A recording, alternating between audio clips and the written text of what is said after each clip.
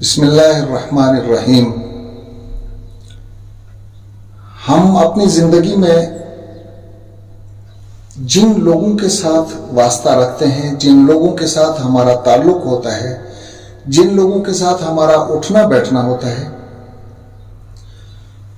اپنی دانست میں یا نادانستہ طور پر ہم ان کے اوپر ظلم کر رہے ہوتے ہیں۔ اس ظلم کا ہمیں اگر اندازہ ہے تو بھی ہم ظلم کر رہے ہیں، اگر ظلم کا اندازہ نہیں ہے تو بھی ظلم اپنی جگہ پر ظلم ہوتا ہے۔ پچھلے دنوں میں نے سمجھایا تھا کہ ظلم کیا ہوتا ہے، کس چیز کو ظلم کہیں گے، یہ تفصیل سے بتایا تھا۔ کیونکہ احادیث کی روشنی میں جب ہم دیکھتے ہیں تو احادیث میں حضور اکرم صلی اللہ علیہ وسلم نے ارشاد فرمایا، اس وقت جب حضرت معاذ بن جبل کو حضور اکرم صلی اللہ علیہ وسلم نے یمن کی طرف بھیجا تھا۔ حضرت ابن عباس کی روایت ہے، حضرت معاذ بن جبل کو جس وقت یمن کی طرف بھیجا گیا تھا، آپ صلی اللہ علیہ وسلم نے کچھ نصیحتیں کر کے حضرت معاذ بن جبل کو بھیجا۔ ان نصیحتوں میں سے ایک نصیحت یہ تھی کہ اتقی دعوت المظلوم، خبردار مظلوم کی بد دعا سے بچنا۔ ہم اپنی دانست میں ظلم کر رہے ہوتے ہیں، ظلم کا ہمیں اندازہ نہیں ہوتا۔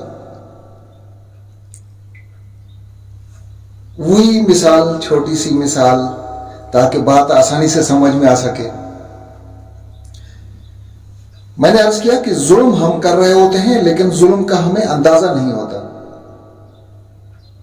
ہم اس کو ظلم سمجھتے ہی نہیں ہیں کہ اگر میں نے یہ کام کیا تو کیا یہ دوسرے کے اوپر ظلم ہے؟ کیا یہ تو میرا بنیادی حق ہے کہ میں جو چاہوں وہ کروں؟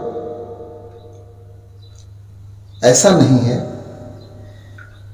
جو کام ہم کر رہے ہوتے ہیں، جس عمل سے ہم گزر رہے ہوتے ہیں، اس کا لازماً تعلق کسی دوسرے شخص کے ساتھ ہوتا ہے۔ جو کام جہاں پر نہیں ہونا چاہیے وہاں پر کرنا یہ ظلم کہلاتا ہے۔ میں اپنے طور پر بااختیار ضرور ہوں کہ جو چاہوں وہ کروں، اللہ تبارک و تعالیٰ نے اختیار دیا ہے، لیکن یہ اختیار نہیں دیا کہ میں کسی دوسرے شخص کے اوپر ظلم کروں۔ بات سمجھ میں آ رہی ہے؟ تھوڑی مشکل بات ہے، ٹھیک ہے۔ دیکھیے، ایک چھوٹا سا معصوم سا بچہ، ہمارے گھر میں عموماً بچے ہوتے ہیں، آپ نے کبھی غور کیا ہو نہ کیا ہو، ایک بچہ ذرا عمر میں بڑا ہوتا ہے، ایک بچہ ذرا عمر میں چھوٹا ہوتا ہے۔ بڑا بچہ عموماً ہاتھ میں ایک لاٹھی اٹھاتا ہے اور چھوٹے کو مارنا شروع کرتا ہے، ٹھیک ہے؟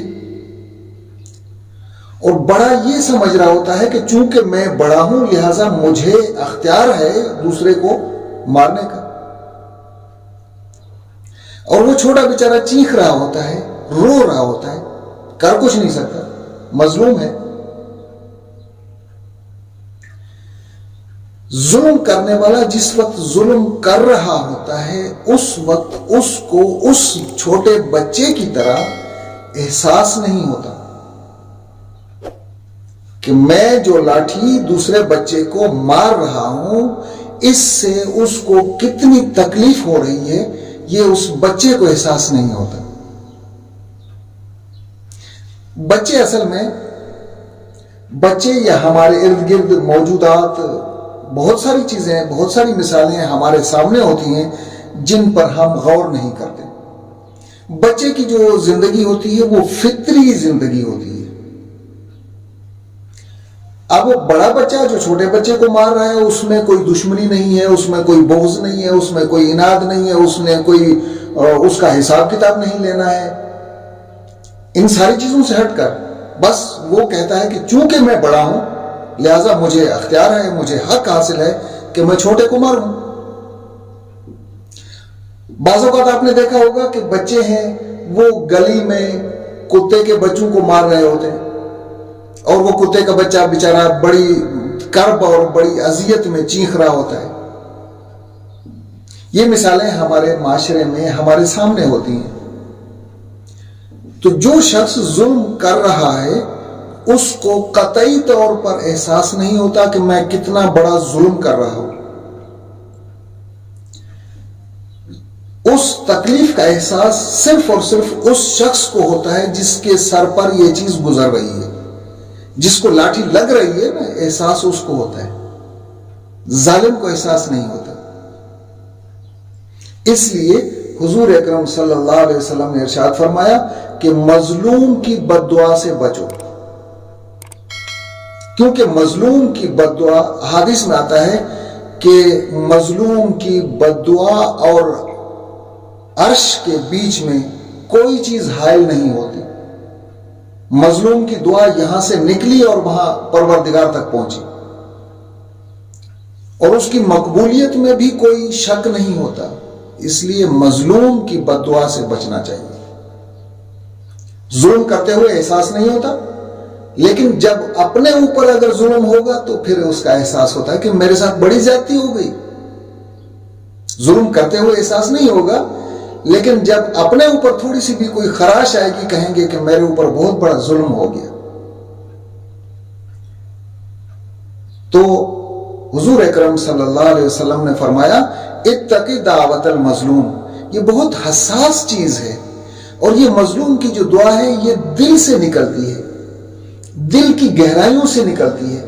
اس میں اس کی بے بسی شامل ہوتی ہے، اس میں اس کی التجا شامل ہوتی ہے، اس میں اس کا درد شامل ہوتا ہے، اس میں اس کی بے بسی شامل ہوتی ہے. یہ تمام چیزیں شامل ہو کر انتہائی عاجزی اور انکساری کا پیکر بن کر وہ پروردگار کو پکارتا ہے.